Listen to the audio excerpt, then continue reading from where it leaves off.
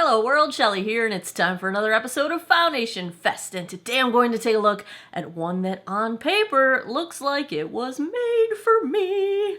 It is from Urban Decay. This is the Stay Naked Hydromaniac.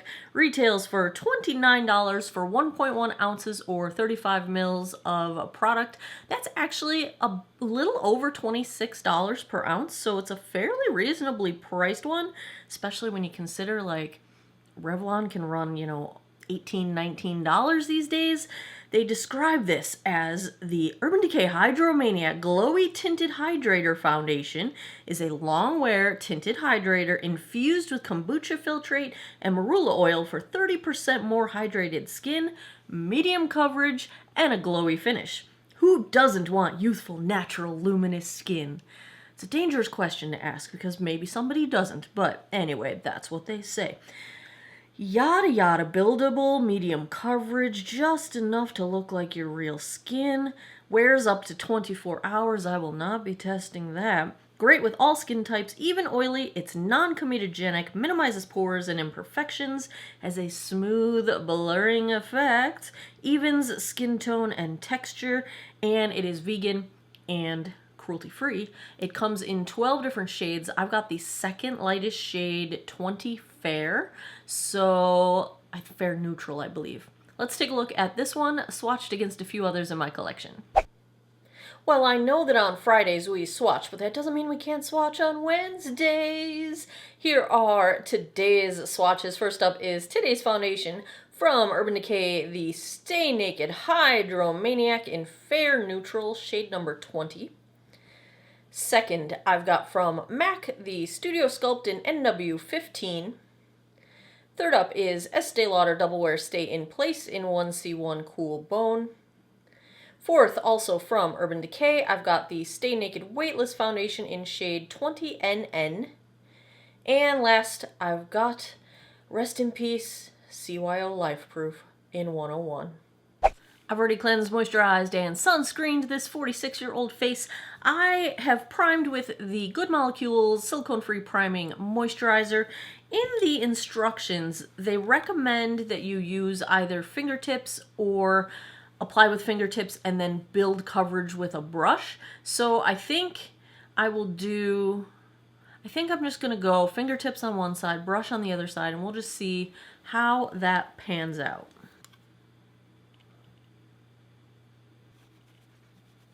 This has a tiny bit of a scent to it.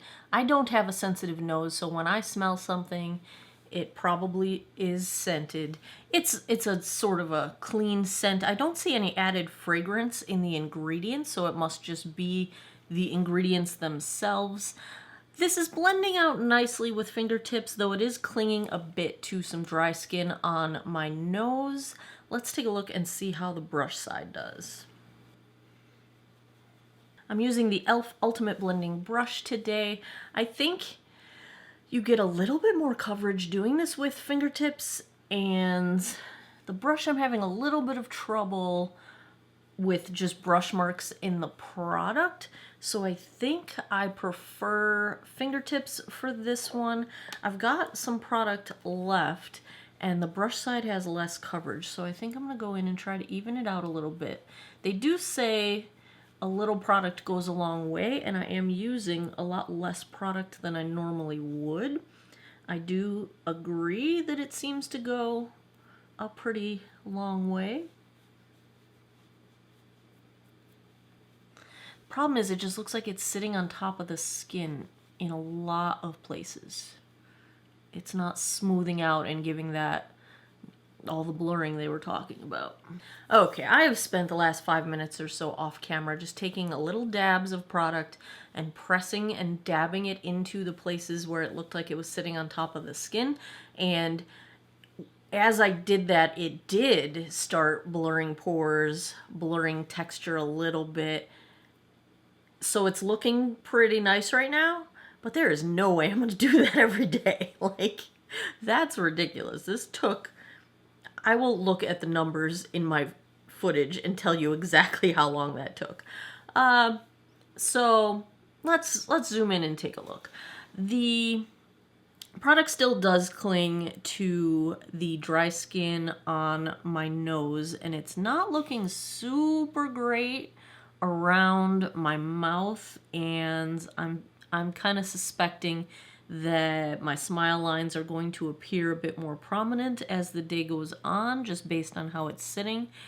I wish it smoothed texture just a little bit more, but it does do a really nice job with pore blurring when you press it into the skin like that. It's a little iffy in between my eyebrows. I have some texture there, and it looks a little tiny bit cakey on that area. My forehead looks nice. So overall, I feel like most of it looks nice. It's a little iffy on peeling skin, but mostly nice. It's probably the lightest that I could possibly wear. You know, I'll give you guys a daylight check-in later, but here's the back of my hand for comparison. It's probably as light as I could go. So if you judge your shades by my shade match, this is definitely winter, palest of winter for me. So let's check the time. It is 2:02 p.m. Let me go put the rest of my face on. I'll be right back. Okay, we're back. All right, let me tell you stories. I did not initially set this with powder because it was drying down on its own, seemed fine. So my blush today, I had to force myself not to use all Flower Beauty because that's all I've been using ever since I did that review of all their stuff. Where the heck is it? Here we go. My blush is the Gel Crush. I'm so in love with this. Then my highlights, I used a little bit, so I used the Hello Halo from Wet n Wild, and I put a little bit of the blush on top for shimmer, and then used the highlight.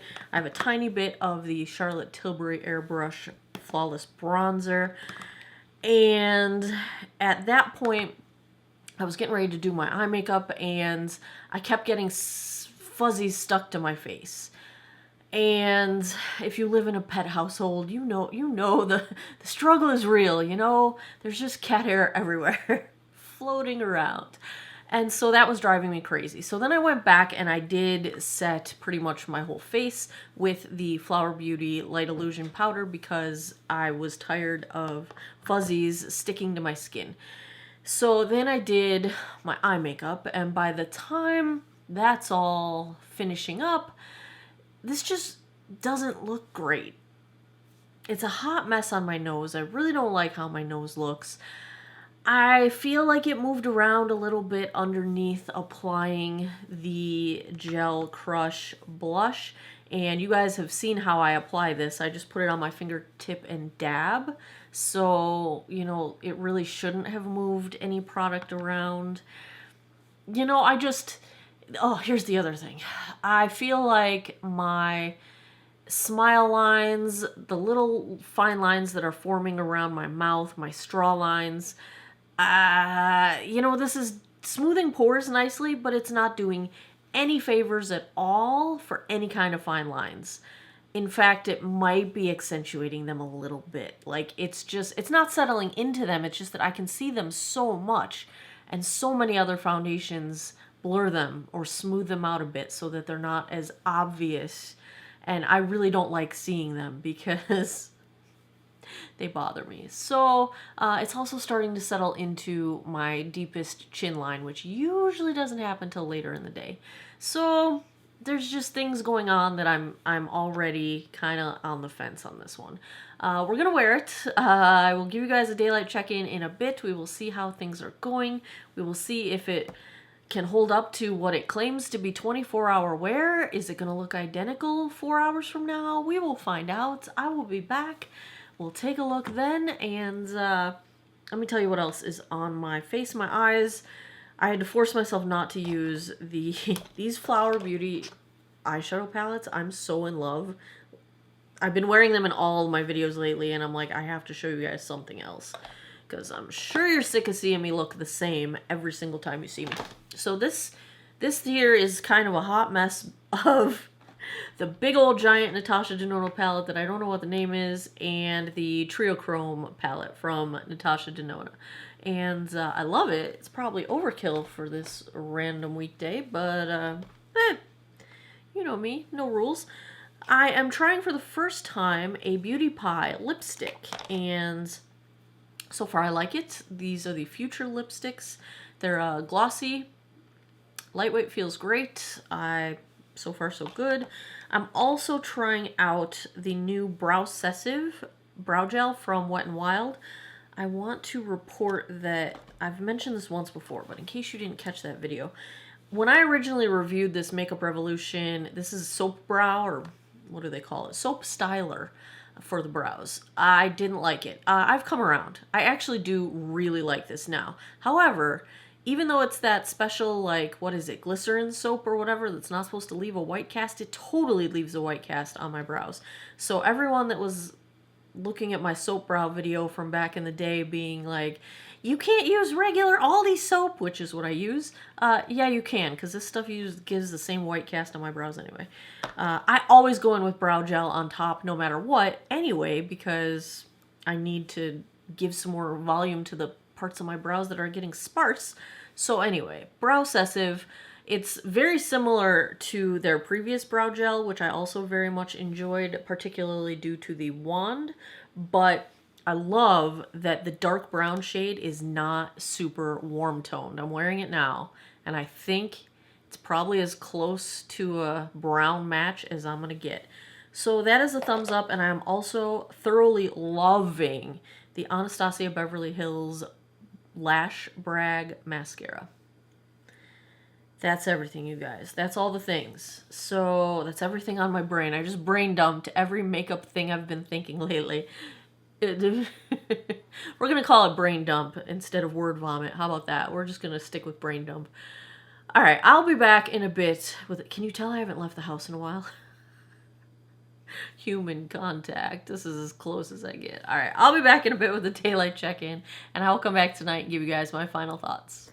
Hey guys, daylight check-in. It's been about 2 hours, and in indoor light, I was just thinking that, you know, this looks pretty at a distance, but up close, it's a kind of a hot mess. But it is pretty at a distance. It's just a really nice amount of dewiness. And I'm gonna try not to get the sun, or maybe you want to see what it looks like. Let's see. There's some tree branches on my face, but you can kind of get an idea of what it's looking like. Let's go into the shade so that you can see up close. In terms of shade match, I think it's good for winter, you know. I think it works for winter time. But no real progress on the addition. That's supposed to start up again. We just had an inspection yesterday. All is well. So now they're supposed to start insulating and all that. And the birds are yelling at me to get out of the way and let them eat their food. So that's where we're at. 2 hours in. I will be back tonight and we'll see how it goes.